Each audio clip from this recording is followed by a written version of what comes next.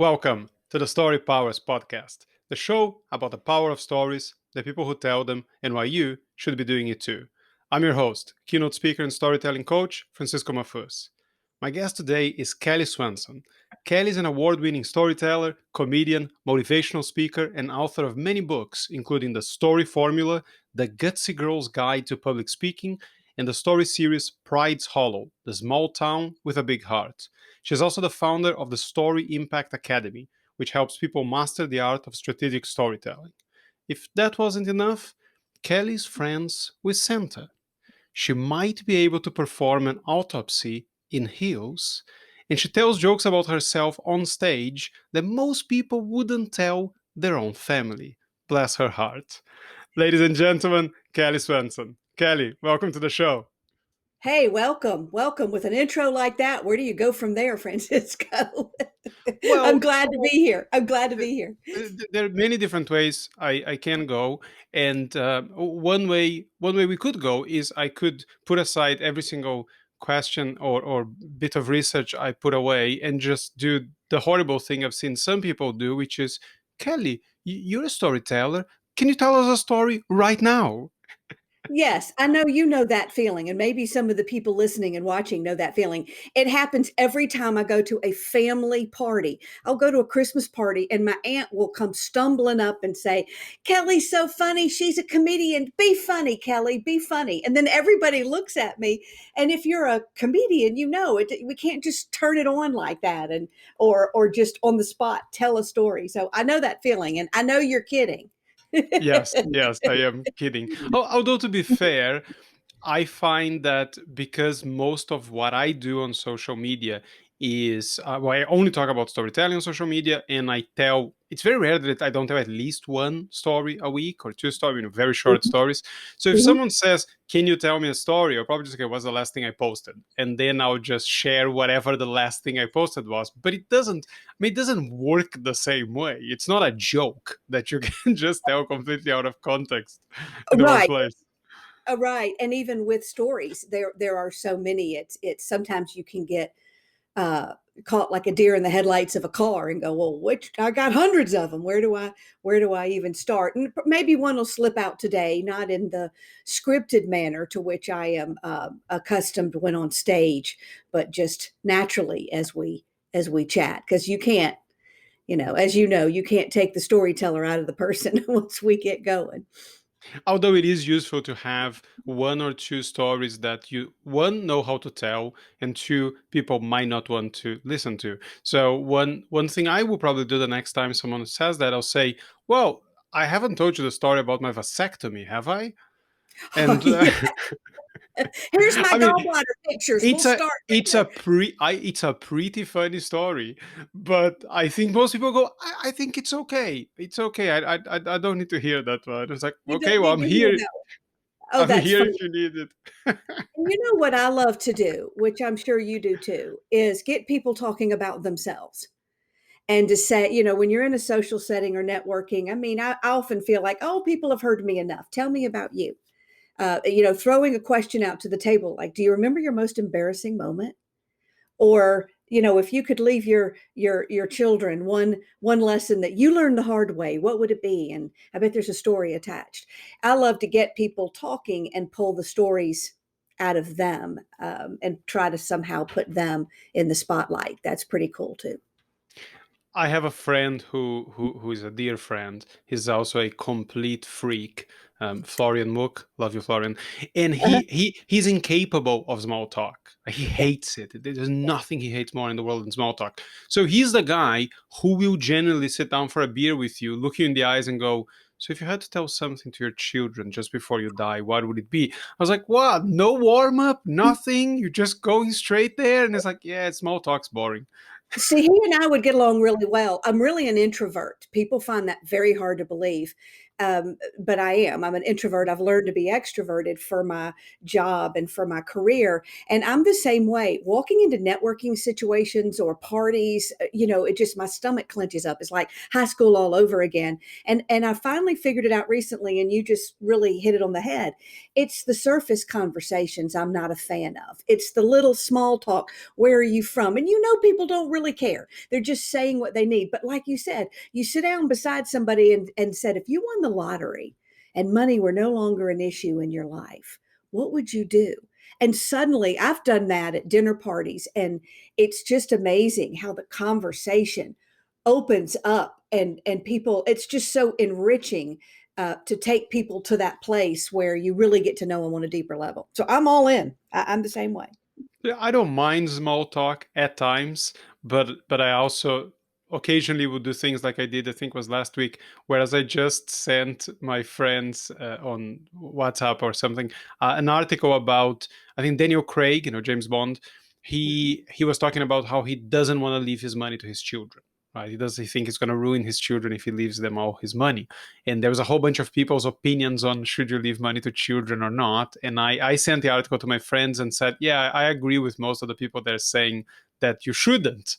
And cue hours of enraged comments from my friends like, what are you talking about? You are demented. This is just not right. And what's so interesting too, now that you bring it up, and a great segue into story, might I add, is we're always in a space with social media and with politics of the day where people are getting into those conversations, and I believe this and I believe that, and fighting and just really heated about what we believe. But when people share their beliefs from a story aspect, this is what happened to me, this is why I believe this way, I believe in not in protecting your money in this way because this happened to my grandmother and we all promised we would never let it happen again. When I used to have a hairdresser that was the opposite of me in every single way, except that we both love big hair, and just every way possible. And we could have sat there all day. Takes a long time to do my hair, talking about what we believe and why, but we would tell stories, and I would walk away feeling like I knew her in such a different way, because it would open my mind and it would put me in a place where it's hard to argue with somebody when you hear their story and where they've come from and why they believe the way they do.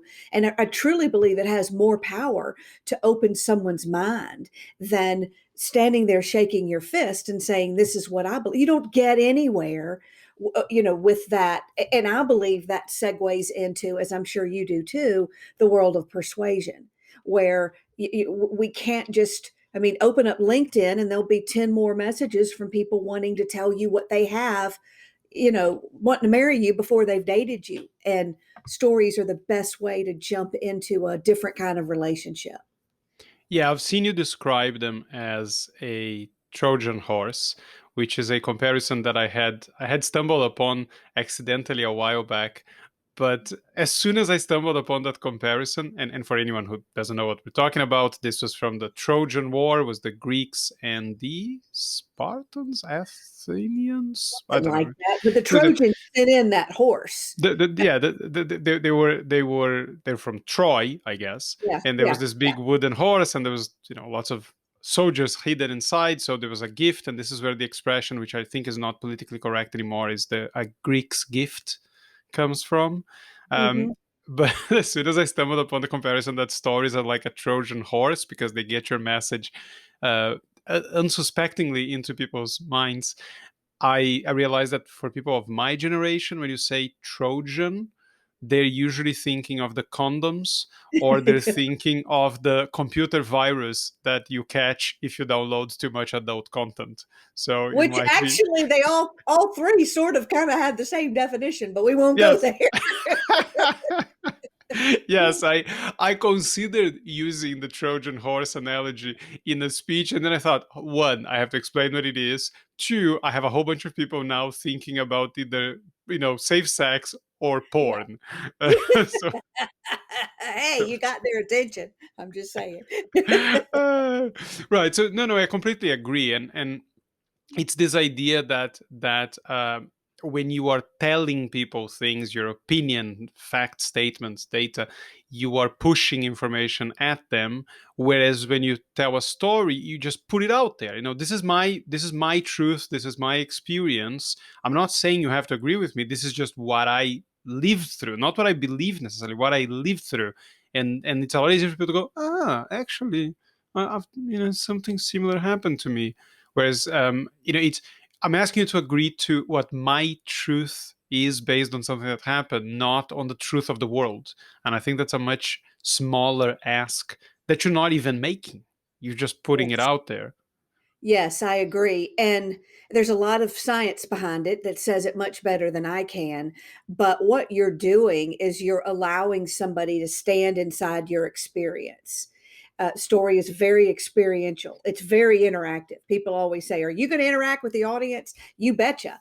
No, I'm not going to sit down and make you, we're not going to talk to each other. I'm going to tell my story, and people stand inside your story, they experience it. And when they hear your story, Francisco, and they recognize an emotion, frustrated, lonely. That's why emotions are so important in a story. They're not connecting to the plot of your story as much as they are to recognizing themselves also having that emotion. And so what happens is quickly their brain searches for a similar experience where they had that emotion. And now they're standing in your story and their own story at the same time. And they're getting to, I know this sounds strange, I just don't know another way to put it. They're getting to test drive your truth, and you're almost as if they had on virtual reality glasses, come to their own conclusion. You are convincing them because they are now going through that experience that you had with you. That's the best way I can describe it. And I just stumbled on that.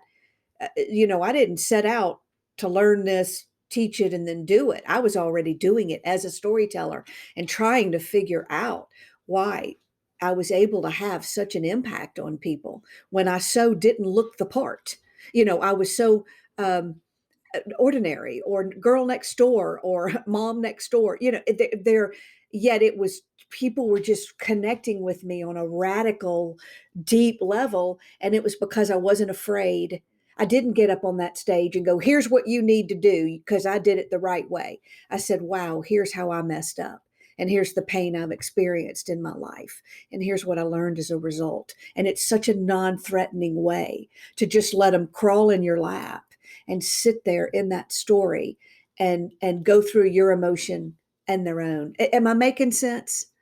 You are. And if you think that that's a strange way of describing it, the virtual reality, which I had heard from other speakers as well, I'll give you one from a storyteller I really like, Marsha Shandur. She calls it a Freaky Friday body swap experience. Yes. Yes. Which, Yes.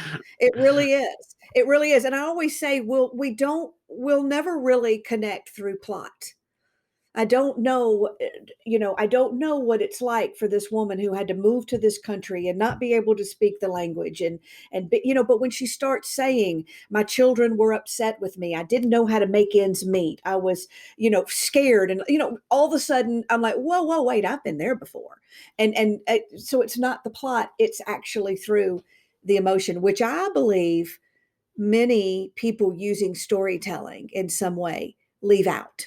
They tend to leave out. I always say a story is not a list of facts. It's about something you went through, and there's a before and an after. You went through something and you've come through it and you've learned, and there was pain or victory. It's not so many, like, companies will come to me and say, "We want to tell our story," and they'll just list a bunch of facts. I'm like, that's a list of facts. That's data. That's not a story. A story is about experiences. and there's something you said just now, which I think also is really important when it comes to crafting stories, which is that I agree. I think a story first of all needs to be relatable, otherwise there's not going to be any connection, and you can relate to external circumstances or internal ones. So the external ones are, who the person is, what are their job, where are they from, what do they look like, what are the things that they like in life. The internal ones would be the emotions and the thoughts. But in the vast majority of cases, yeah, as much as you're gonna edit a story to a certain degree, or you can craft a story, but if you're telling real stories, you're not really gonna say you were doing a job that you weren't doing. You're not gonna say that you're from a country that you weren't, just so people can relate to that. And if you're doing that, there is always the chance of you losing credibility because people think you're just making things up. Whereas the internal stuff, typically you don't need to make up, because the emotion will be relatable. It will be what other people have thought before, what they have felt. So not only that is more powerful than trying to relate with the actual plot or the actual facts, but it also it's more powerful, and it's the one thing you don't need to bother editing or trying. Oh, but is this gonna work? To have the exact same experience as me? Because no one has had the exact same experience as you in most cases. Right. That is so true. And you're right. They when I was studying writing or trying to be a writer or whatever you want to call it, they kept telling you, write what you know, write what you know, write what you know. And that's pretty much what you're saying. People ask me all the time, where do you stand on the truth in a story versus fiction? And fiction's I embellish, twist, get dramatic, and I say that's something you're going to have to decide in your own heart what you're okay with. I'm putting on a show, and a lot of that lends itself to creative liberties. But you're right, Francisco. Don't write about what you don't know, because they're going to pick up on that. Don't Obviously don't write about cancer if you haven't had it, or that you served in the military if you didn't. I mean, that's just, you'd think we wouldn't need to tell people that, but apparently we do. But even that's why when I try to write my stories, sure, I may say it was a Tuesday when it was really a Thursday, or combining experiences into one story, but I try to stick to the truth of it as much as possible, even when I'm writing fiction, because I do have an imaginary town. Pride's Hollow is fiction based on mostly truth. But I do try to stay in that, writing what I know. And you're exactly right. Feelings, that's why I think a lot of my stories, because I haven't had a lot of huge life experiences in terms of traveling the world or climbing mountains, or my they've been closer to home.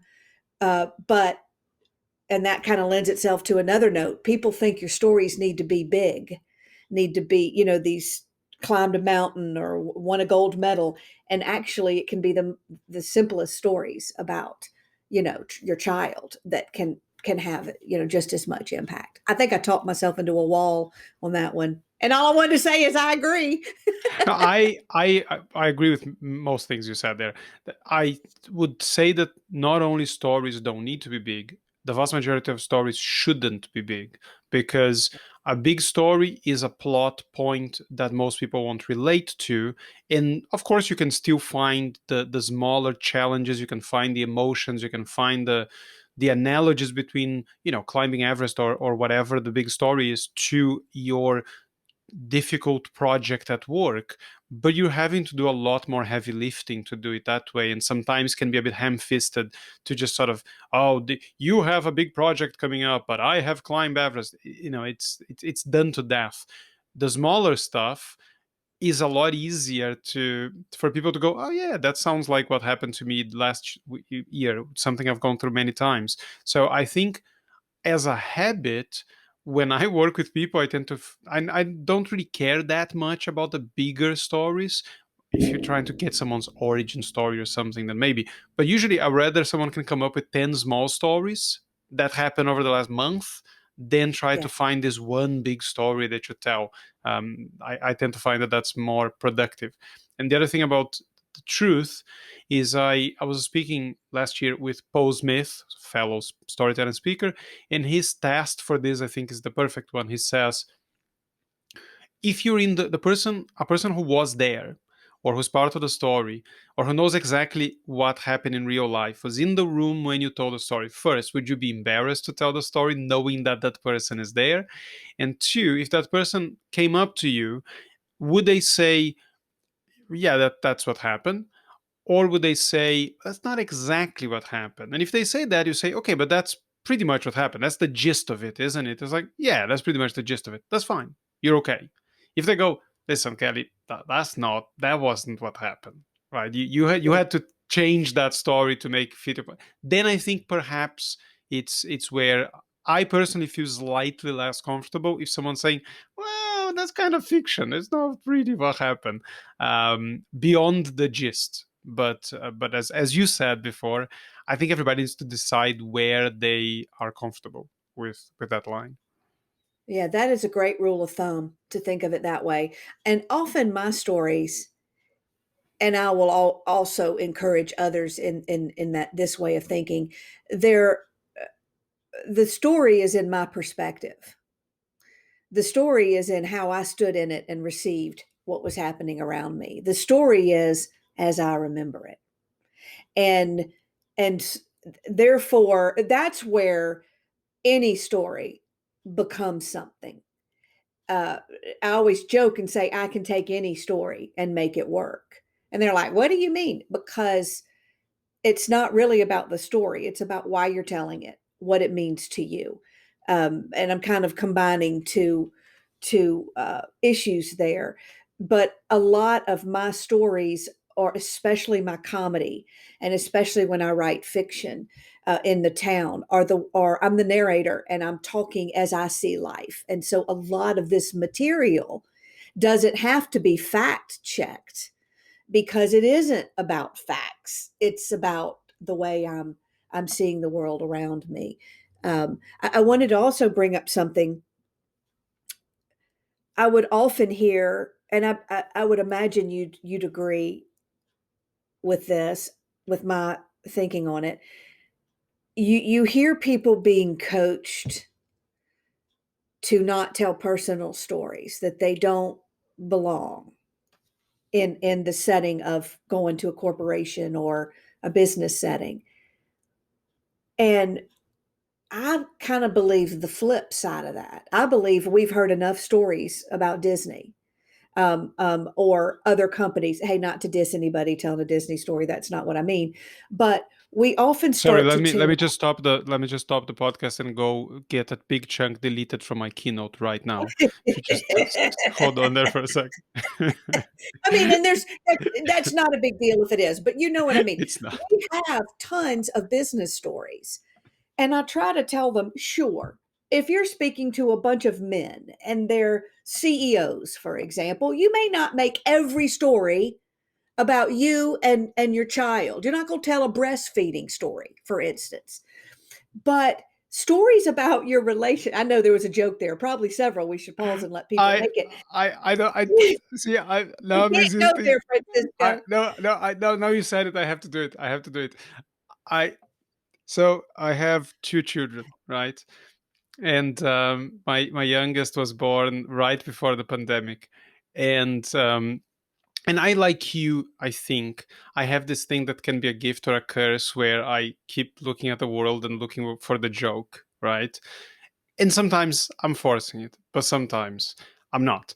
So my youngest Olivia, she was 2 days old or 3 days old, and my wife is a little concerned that she's not breastfeeding enough. Right, we're still in the hospital. We haven't, like, it was a C-section, so she hasn't Was she left. latching?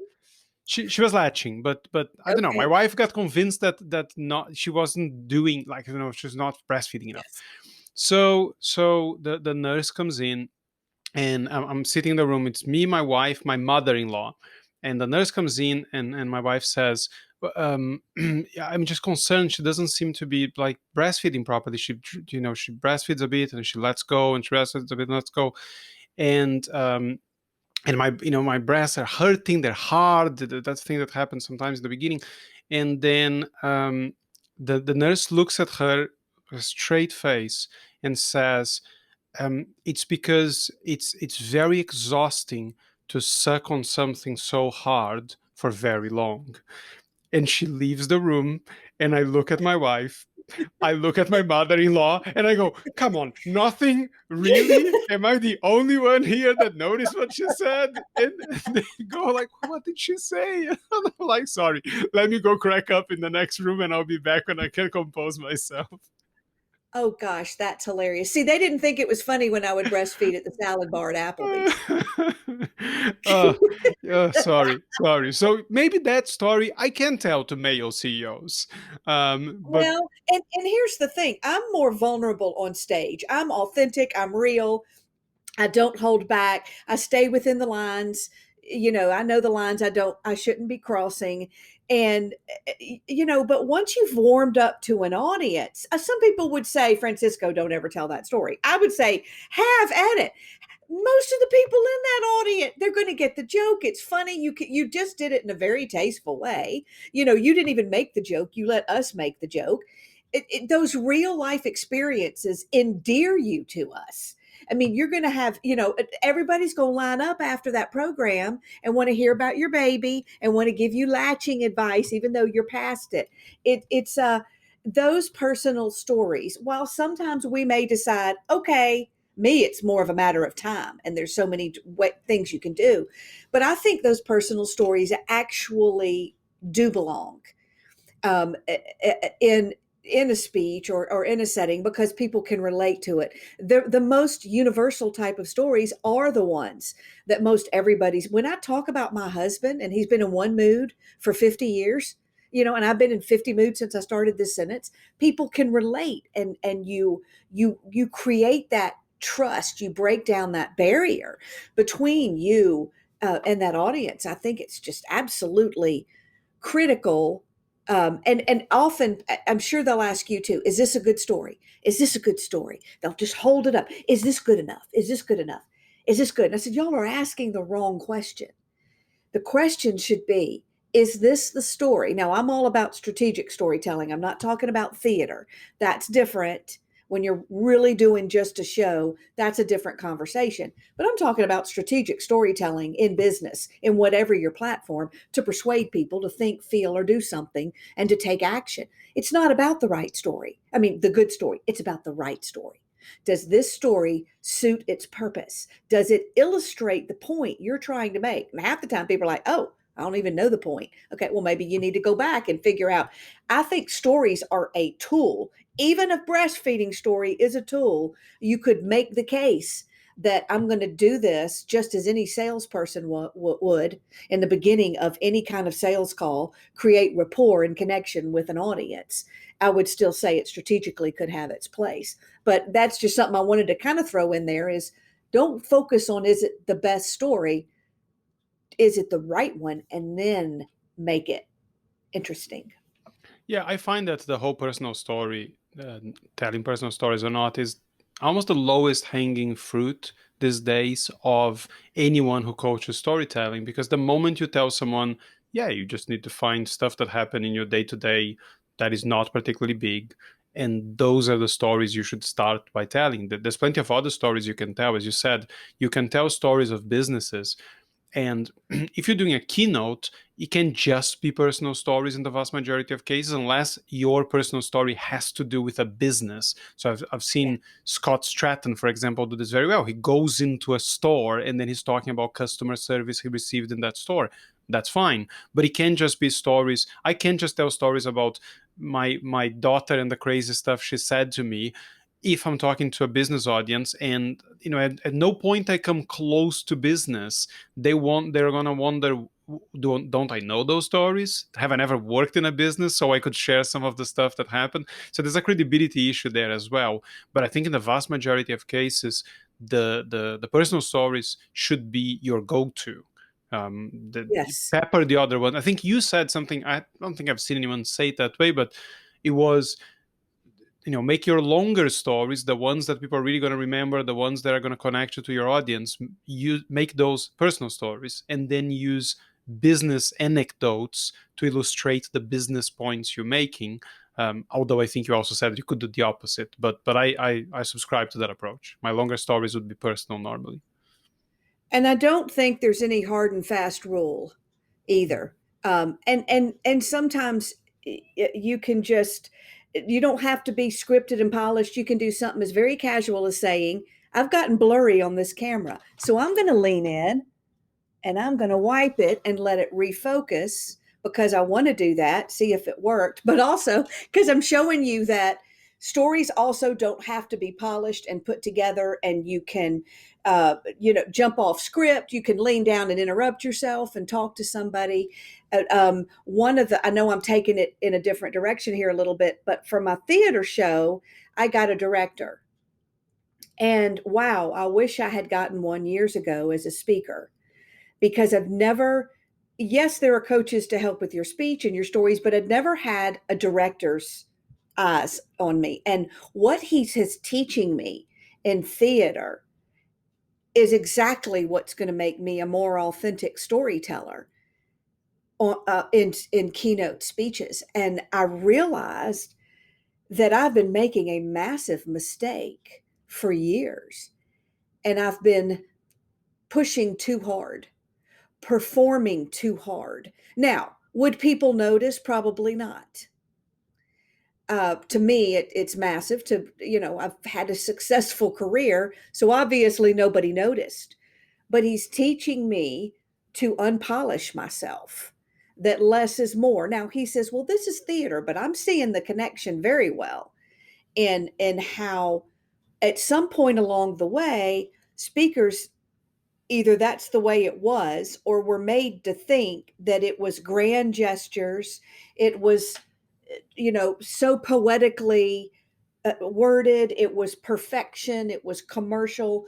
And the exact opposite is what is required today. And I'm on a quest of taking my stories and not making them feel so scripted, or to feel real, to interrupt myself, to go say something to somebody in the room, to leave the space inside the story to just feel and react. And if that helps anybody listening that's on a similar journey, it really is eye-opening to realize less is more. I know who to blame in most people's cases, and I think a little bit perhaps in your case, if I buy the premise of what you're saying, and most likely it's Toastmasters to blame, Yeah. because as I am a Toastmaster as well, and this is one of the biggest shocks to me is when I moved from the Toastmasters world into the professional speaking world, how not only it was different, but like you could just not get away with the stuff you get away with in Toastmasters in a professional speech. And I heard this from, I spoke to Ryan Avery, who you might know, and he said when he won the world championship at Toastmasters, how he lost gigs in the professional world because people would go look it up and find out, oh, wow, this world champion of public speaking. Let me see what his speech looks like. And the speech was super theatrical. And I heard this from Mark Brown, who said that he was talking about a different speaker. And it was just the night before a competition, and the guy said, oh, I need to go to my room and practice. And I was like, practice what? You know this thing by heart. There's nothing. I was like, no, I do. I actually have to go and unpolish it. Like I know it too well. I need to sort of put some imperfection on the speech.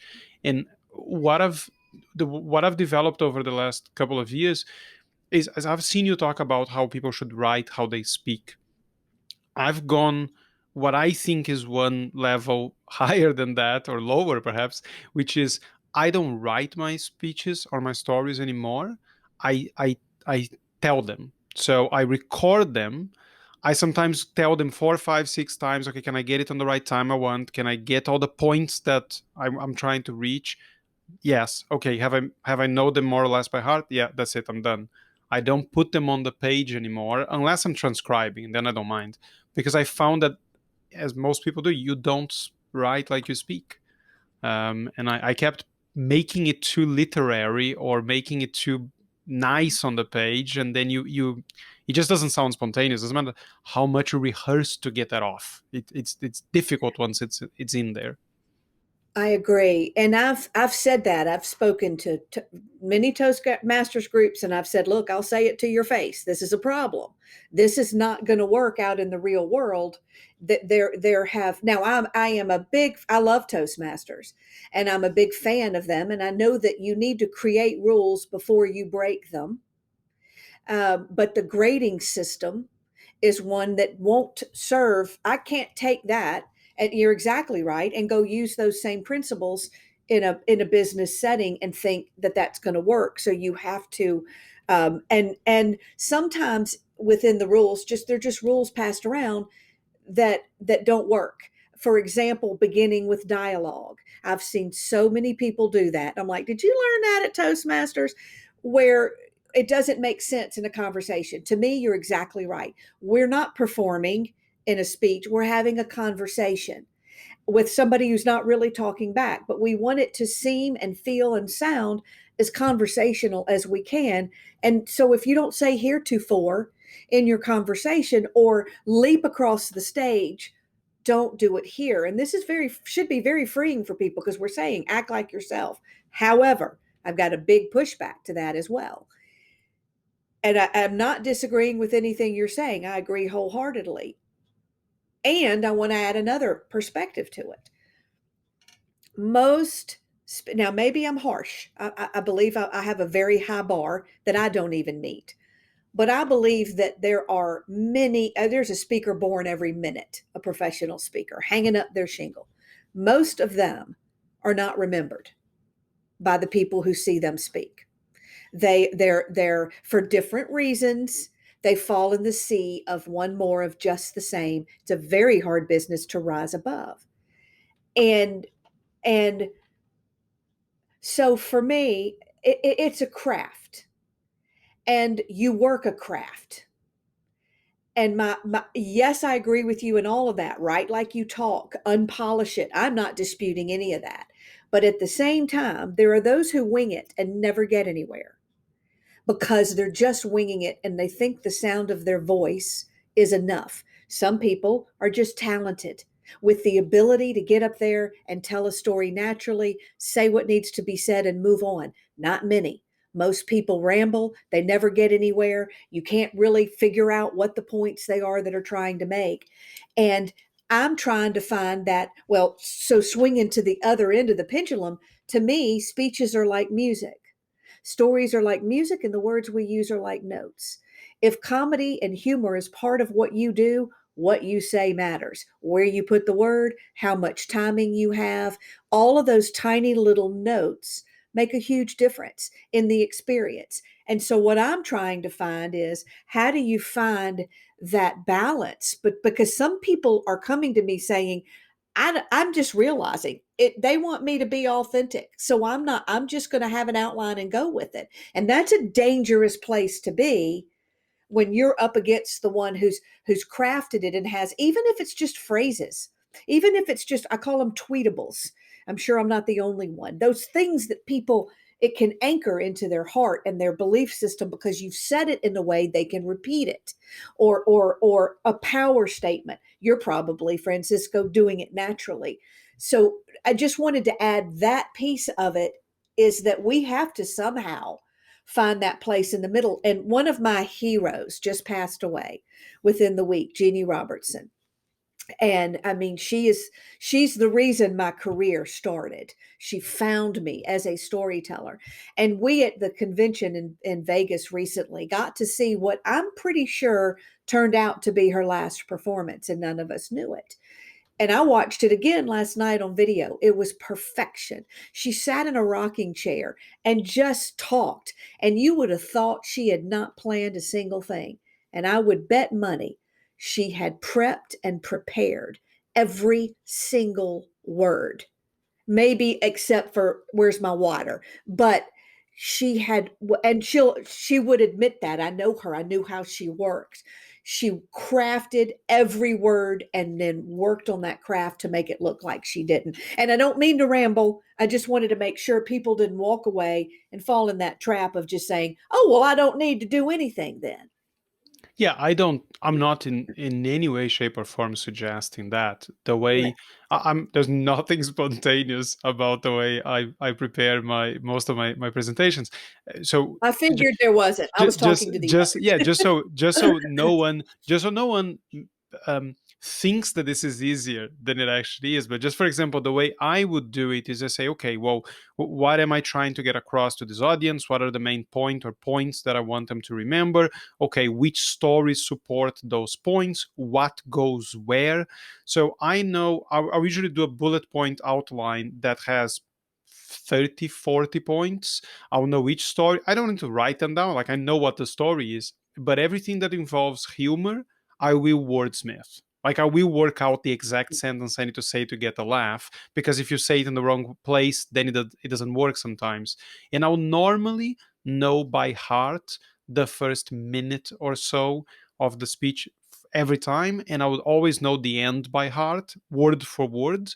The rest I have rehearsed so many times that it might be word for word, but at no Yeah. point it was written down and I memorized the words. It's just you told the story so many times, it just comes out the same way every time. But no, it's hours and hours of rehearsal, but not memorization, which I think a Yeah, lot I'm of people glad get you those confused.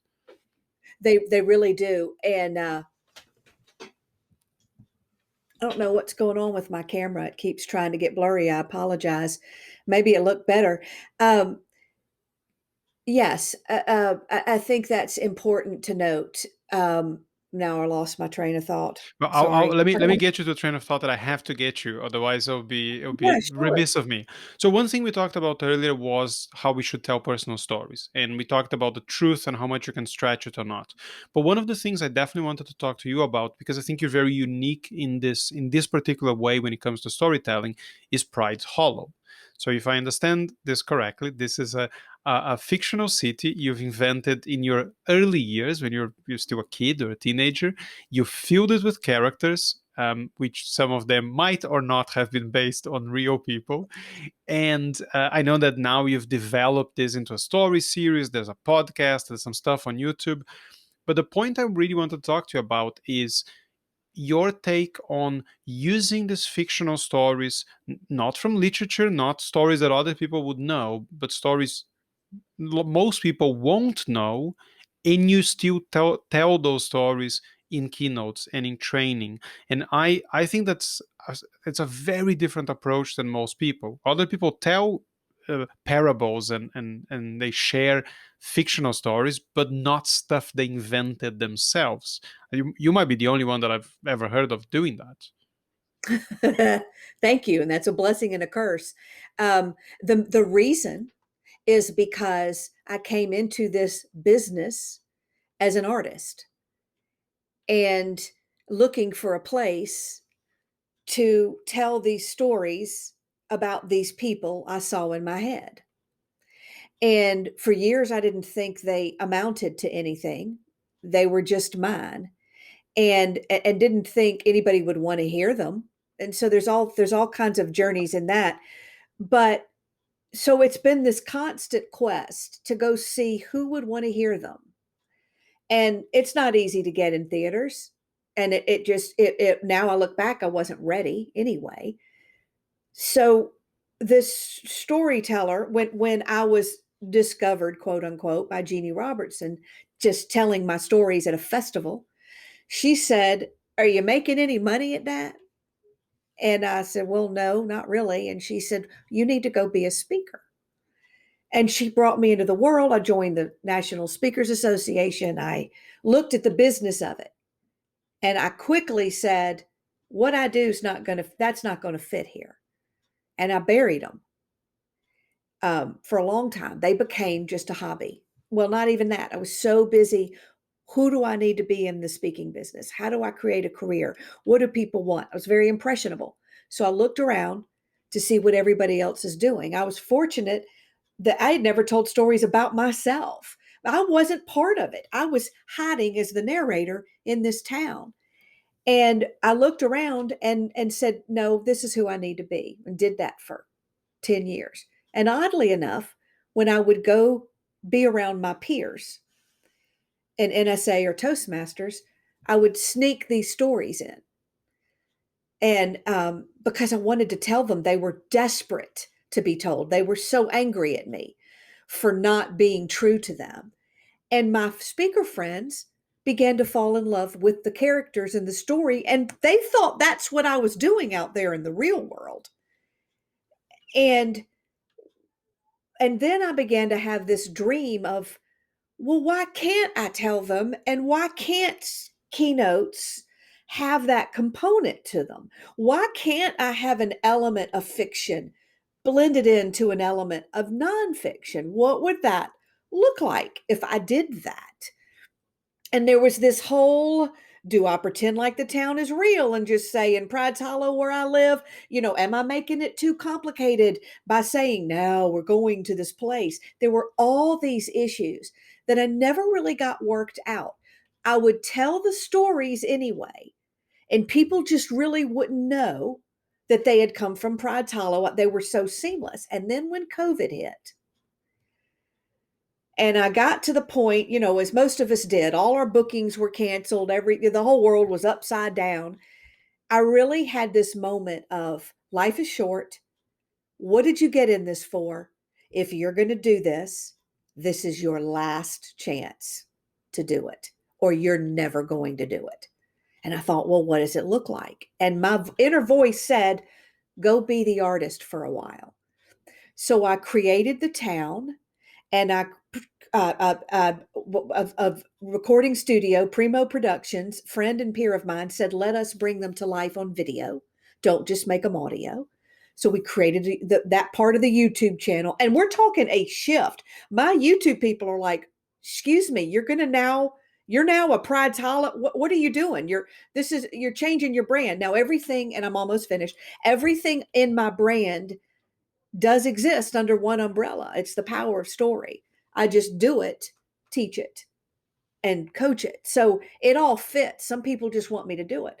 So we created that and the podcast. And then I thought I fell into the world of Patreon. I began looking at my business as an artist. And I was like, well, why can't I have a Patreon page? Why can't I be crowdfunded for this? Let's just see what happens. And then one of my friends said, can you make this even more experiential than just watching a video and chatting? And that's when we said, wait a minute. What if this could be a town people could join? What would that look like? What if you could get a key to the city? What if you could buy a house there? What if there's this whole virtual reality where you're the writer in Pride? What if you could actually have your business in Pride Hollow, and then the episodes you might get a shout out? What if we had a run for mayor? And so that is where I am now, is this massive thing that I haven't figured out exactly what to do with, which is morphed into, well, now I'm already doing a theater show around my personal life, but that's going to be the next theater show. So my art has found a place to live. And now I'm coming back to the keynote and figuring out, well, how do I take them to Pride's Hollow and yet teach? How do I do all of this? And the answer so far is going to be, because like we've said, I can't go set up a stage and create a theater skit when I go to speak to the city workers of Iowa. I mean, it's just not, it has to be natural. And so I'm combining, this is the town where I've spent most of my free time. I'm going to take you here, and I've got a story that I wrote just for you. And I'm writing stories. Okay, I promise I'm almost finished. I just get so geeked out about this stuff. I spoke to a group, for example, of city people in a city in Canada. They told me their theme. They wanted me to speak on resilience. I asked them what their value statements were, or whatever their words were that would be scripted on a wall, so to speak, or in their language, and in their corporate whatever, you know what I mean. And then I asked for who the people were going to be in the audience, what their jobs were. And I wrote a story about how a town pulled together in Pride's Hollow during a pandemic this was about a parade, to put on the town parade in Pride's Hollow, as an example of what resilience looked like and how we all learned the art of bending without breaking. And I wove the characters to represent.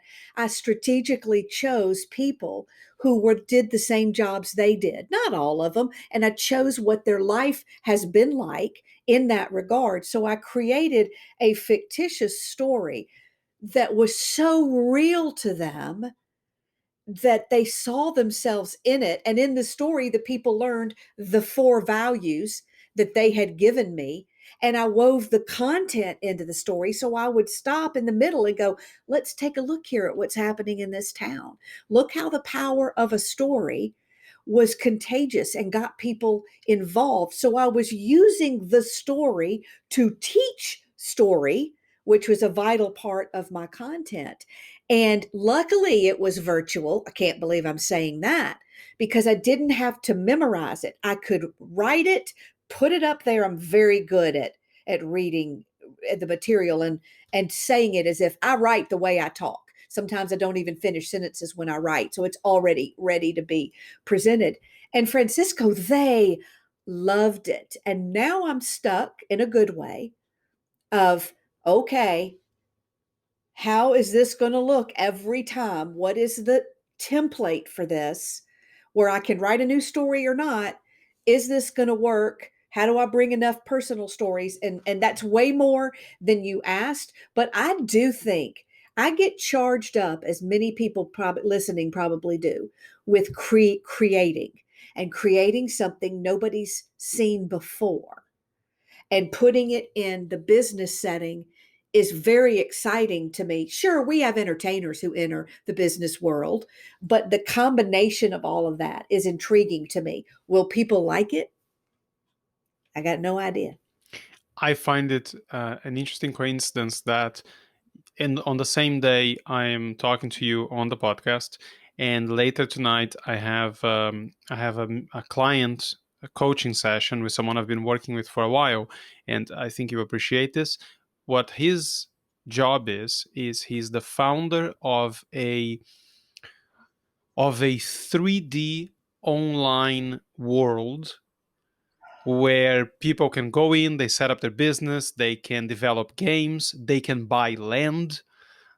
So it's the technically super advanced version of what you're doing. You're doing it in your imagination and now putting it out in the world. He is actually creating the tool so that someone can go in there and then they're not doing it physically obviously, but they're doing it in this separate world. So the Second Life existed, it was something like this.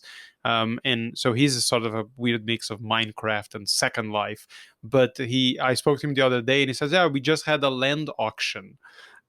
And it was like, why are people buying land in your thing? I was like, well, it's still land. They'll have the business, they'll have everything. It's just not a website. It's a place you can interact on 3D. So creating worlds in a different way.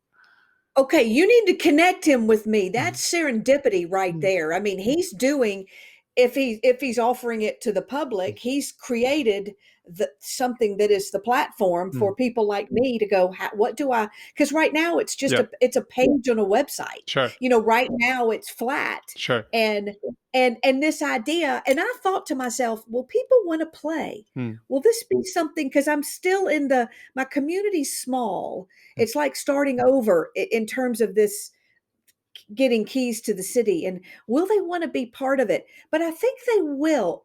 And in my case, it's that do they we did one event on YouTube, whatever, where I said, okay, I'm working on a story. Help me with the details on it, where people can be part of the process, and let's create a character. I had a video that said, we got to rename the barbershop. Scooter can't be, it just can't be called the barbershop anymore. Help us name it. And had all these people writing in and creating names. I think there is a place, obviously, this guy's figured it out. There's a place for that virtual reality. I don't know. It's pretty cool, isn't it? So, Yeah, there's we'll, one question that I have, which is the question I've yeah, always had when it comes to using fiction in this type yeah, of storytelling. That there is no question yeah. that you can move people to care about something and act on something with fiction. There's plenty of movies that have started movements because people cared about the characters and they could see that these are the type of things that happen in real life.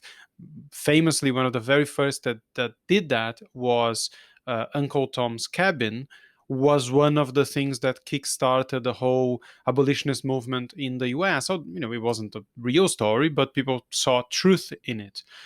But my mind is still struggling to overcome, or to put myself in the place of someone sitting in a business audience that, now if they don't know that it's a fictional story, then they're just hearing a story, right? But I read through the downloadable version of your book, and there's the story of Mr. Bean, the baker. It's a great story, and basically he's trying to sell his healthy cake based on the ingredients, and not telling everyone that his wife died of diabetes, and that's why he cared about making that cake. And I saw the story as it's a perfect way to make that point. Yeah. What I still struggle slightly to make the leap is, how do you tell that story on the stage? Because you said, what you were asking yourself the question. So how do you introduce that story? How do you break into that story? And that's where I am stuck as well. Mm, Because in my mind, I tell myself, this is imaginary. They know it, so it won't be real, and they won't accept the message, is what one part of my brain tells me. Yet, when it's the same story is put in another place, they're crying, they know it's not real, they're touched by it, they're receiving exactly what I wanted them to receive. So my brain's going, can I do it over here and it be known as an imaginary town? Will that work? And I haven't answered that. I haven't answered that because I keep going back and forth. I've got one friend who says, it's fiction. We get it. We're no stranger to fiction. What's the big deal? Now, yet when I act like it's real, and there is a Pride's Hollow, and you just haven't been there, it's in, Fayetteville or whatever, then I feel like I'm not being authentic, that I'm lying to such a degree. And then some people go, no, I didn't even think your real stories were real. I'm wondering, or am I overthinking it when if it's that real? So then I look at, well, how do you set it up? That's been mm. my question for years. I have And then I have somebody something said, I have don't over. something. So sorry to interrupt you, but I just leave my mind if I don't say it. But I think this Go, is go. something you definitely should look into. I can probably hook you up with the podcast episode I'm thinking of. But Elf in the Shelf. I take Yes, right. yes, So yes. the woman who started that company, who still runs that company, she's a bit of a nutter in that she absolutely refuses to communicate in a way that acknowledges that Elf in the Shelf is not a real thing. Like, she Yeah, genuinely talks about how they're the keepers of Christmas, and this is a real mission, yeah, and the elves are real. For anyone who doesn't, it's not from America. This is like a toy kind of thing. It's a little elf, and people put in the shelf, and kids get this for Christmas. And then every year the elf moves from one place to another. It's a gigantic, super popular company in the US or North America. And her approach is like, listen, what I'm doing here, but like I'm so into this thing that this is how I live this mission. And I I think that if you were to say that when you were a kid you fell in love with this imaginary town and its characters, and that was all you ever said about how it's imaginary and never said it again, and didn't say I'm writing it, so I'm writing this story, just say, no, this is an imaginary town of feel, but I feel like this I know these people, and you never said anything again, and I would buy that very easily when you told one of the stories. I think if I know you wrote the stories every time to make the point, and if I kept being reminded of that, personally I might, this is just my gut feel here, I might feel that it's too convenient because you can just write the story whichever way you want to make the point. But I think if you say in the beginning and say, I'm weird, I like imaginary stuff, leave me be, and you never touch it again, we'll be fine with it. and that's exactly where so far I land the most often is, wait a minute, this is my story. The power of story is part of who I am. It is my story. These people have these people in this town. This is where I've spent most of my time. This is the dream that I've been afraid to give to the world. So it really does beautifully. And I think I think I need to not think beyond that. I think you're right. This is where I spend most of my time. So let's go to Pride's Hollow last year when this happened. And then that's kind of how I've been doing it, is let's just go when this happened. And there's something about the stories, I believe. They're about nothing. I mean, I'm working on one, Bitsy's inner Zumba class, which is really me in Zumba class, but I gave it to Bitsy. They're so simple. They're small, simple, ordinary stories. They are people I know. They are the woman who's afraid to leave the laundromat because she's afraid to go anywhere. There is the woman who is scared to leave her husband. There's the woman with the Buick in her driveway and her husband's died and she never learned to drive. And now she's going to do it. There is something to me so simple in this imaginary town that you can't help but find it relatable because they're just ordinary people. It's much like Garrison Keillor and his Lake Wobegon. He very, very often just dips into, he's just telling you what happened in town, and he might be talking about his mother in the next breath and doesn't feel the need to explain it. But we already know that's what it's all about. I'll figure it out. I think the main thing is that I need to do this.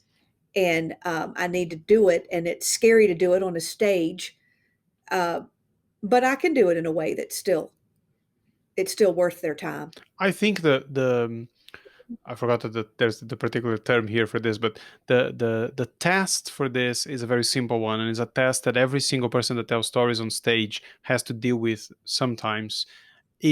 Are people coming up to you to challenge the stories you told because they don't think they're real, and because they can see past the point that if they're not real, then whatever point you made with the story is relevant? If they're not doing that, and they continue not doing that, then no one is seeing it as a problem. I'm sure there's always going to be someone that's going to have that as a problem, but then they can have that as a problem with a personal story you tell. As you know, I know you have this experience. I have had this experience millions of times. People say, "No, you're joking, right? You haven't married someone who turned out to like women, and then you got divorced with a supermarket divorce kit." I'm like, 100% true.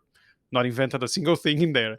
And people say, no, that can't be. It has happened. So if you're going to doubt the real stories, then what? Exactly. And they'll come up. I find they come up more often. They don't want to know if they don't want to break the spell they've had. Yeah. So they sometimes I'll hear them when it's a true story about me. They'll go, "Did that really happen?" No, don't tell me. You know, there's that sense. I'll have them give me things to add. I never have, I hate to say never, but I don't ever have somebody challenge. They may challenge my humor and find that it's not appropriate, but they will not challenge that story. You know, the only ones who do challenge it? Please do tell. Other speakers.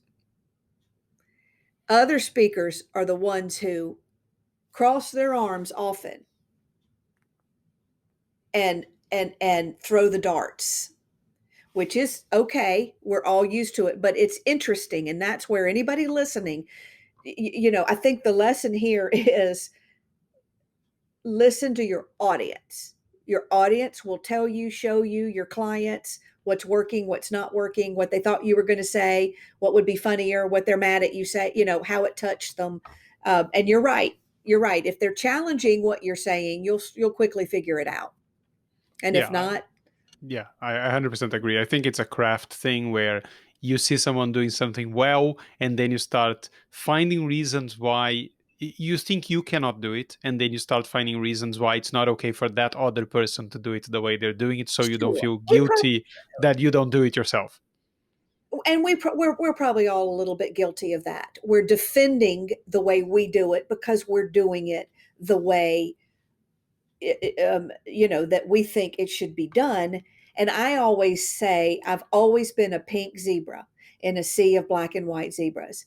And I cannot go to the black and white zebras and ask how to be pink. They don't know. They don't see what I see. You can't. That's the scary thing about innovation and creativity and going to try something no one's done before, is that nobody's done it before. It's not safe. And I'm just willing. I've always been that way a little bit. in my keynotes. I'll come up singing, or I'll talk to myself in a mirror. I've always done things that scare people a little bit, and I'm okay with that. And talking about But there are consequences. There's consequences to that. You got to be willing to accept that because of that, you might not get that fancy corporate job because you don't really look the part. And I've had to be okay with that too. yeah, I had a speaker friend talk about how whatever story he was telling, it was one particular story he was trying to tell, and one of his friends said, "Listen, that's great. It's a great story, but it's a bit on the line. You're not going to be, Google is not going to hire you if you're telling that story." And he said, "Google is not hiring me anyway." So, I think I might as well just tell the story. And I'm not sure they're always right. Yeah. I'm not sure that the people who say that, I don't know that they're always correct in that. I think we can give our clients a little bit more credit, because as soon as you say, I don't know, I don't want to look around at somebody out there in my industry doing something and saying to myself, now I wish I had done that. I wish I had followed what I wanted to do, because look, they did it anyway and it worked. And one thing I think we always need to remember as speakers, and I know you'll agree, we look at this from a different perspective. We look at it from having seen a lot of speeches, from knowing what speakers are out there, from knowing what the industry looks like. And so we often are guilty of saying, oh, don't do that. It's been done before. Or everybody says that. Or all the people talk about attitude. Well, that's because we see all of it. Our audiences are in a completely different place. And so we have to sort of reconcile those two, and understand that maybe our peers aren't always the best places to go or the only place to go for advice on what our clients and our audiences want. That's just my 2 cents. I agree, and I have a feeling you and I could talk for much longer, but I know, I right? have, We'll have to just come back another I day. have children to parent. You have a town to run, uh, so you're in a few places online. If someone wants to check out your website, if I'm not mistaken, it's motivational speaker kellyswanson.com. And where can they check out Pride's Hollow? What's the easiest place to go to? prideshollow.com. Okay, but that's easy enough. I'll link those. I'll link those in the show notes, and off the air, you and I can talk about potentially turning Pride's Hollow into a 3D virtual reality experience. Thank you uh, so much for having me. You're delightful. I hope we can have another conversation in the future. And thank you, everybody who's listening. I hope you got something of value that'll help you tell your story. I'm sure they did. All right, everyone. Thanks for tuning in. Take care of yourselves, and until next time.